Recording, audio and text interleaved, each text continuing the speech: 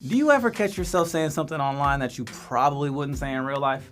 I'm looking at you, internet trolls. Got something bad to say to me? Come at me, bro. Come on. I'm just kidding. We don't get trolls on our videos. Y'all are all great.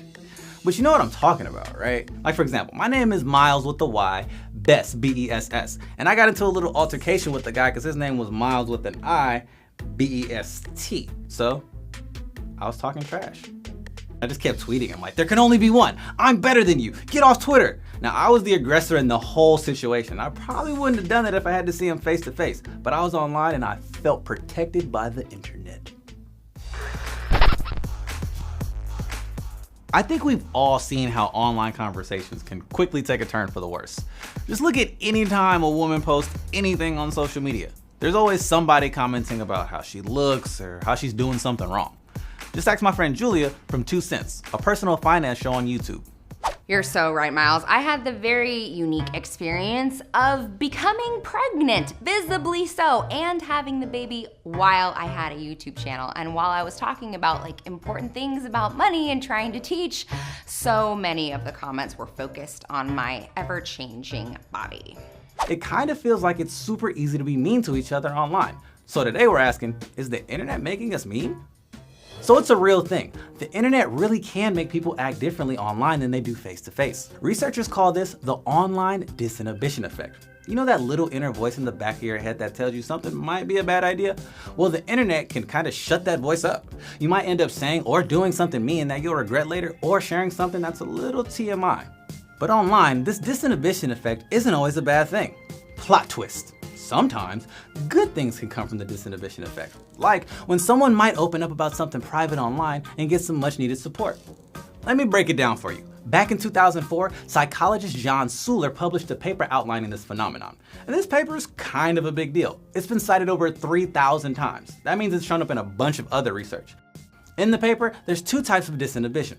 Toxic disinhibition, where you have a tendency to act meaner than you would in real life, making the internet a hostile place. But there's also benign disinhibition, where people can open up and share more than they normally would, which can create a positive online experience. So why do we act differently online? Well, if you think about it, there's a lot about chatting online that's pretty different than talking in person. And it's these differences that can lead us to do things online that we normally wouldn't do. In the paper, there's about 6 main things about online communication that lower disinhibition. But for this video, we'll focus on the big 3. 1, anonymity, 2, lag time, and 3, lack of nonverbal cues. Okay, first, let's discuss anonymity, which by the way is one of the hardest words to say in the English language. Never mind. A lot of time we're communicating online, we're anonymous, which means other users don't know who we really are. This is especially true on forums or anonymous apps. And this lack of accountability can make us feel free to do or say whatever. We're less worried about real life consequences because no one knows who we are. So you might just be saying stuff all willy-nilly. But on the other hand, you could open up about personal stuff that's bothering you. Next up is lag time. When we're communicating online and on social media, it doesn't always happen in real time. There's often a delay between when we post something and when we get a response. And this lag time can lead us to say more impulsive stuff. We can just post something and bounce, and not really worry about the consequences.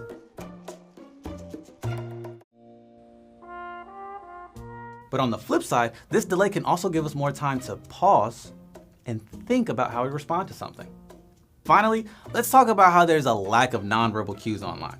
So even if you know who someone is online, you can't always read their body language, facial expressions, or tone, which gives you super valuable information on how they may be feeling. Without these cues to respond to, you might not self-censor as much. Like if you're talking to someone face to face and you can read that they're unhappy or bored or indifferent to what you're saying, you might choose to shut up. But online, you don't have those cues, so you'll probably just keep going. Side note, this is exactly why we need a sarcasm font. It's gotten me in trouble way too much.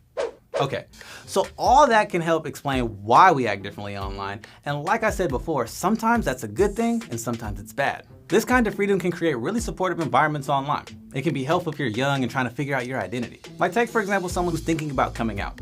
They can find support in hearing about other people's journeys, and they can post and ask questions that they may otherwise not feel comfortable asking in person.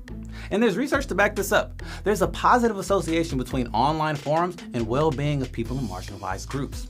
Online communities can also help people deal with problems they might be too shy or embarrassed to talk about in person. Like if you're grappling with a health problem or a relationship concern or a variety of other sensitive issues. And these types of meaningful connections can be a really good thing. Like really good. really good. And benefits of online forums can extend into the real world. People can feel empowered to rally and organize behind causes. But the flip side of all this is that people are also inclined to act out, so it's not surprising that recent surveys have found that 40% of adults have experienced harassment online, and 66% have witnessed it. And 59% of teens have been harassed or cyberbullied. Not cool, people. Just be nice. Of course, it's not all the online disinhibition effect that makes us act a certain way online. Other things like your personality and your life experiences definitely influence how you act. Researchers have even found that there are certain online conditions that can provoke people into trolling.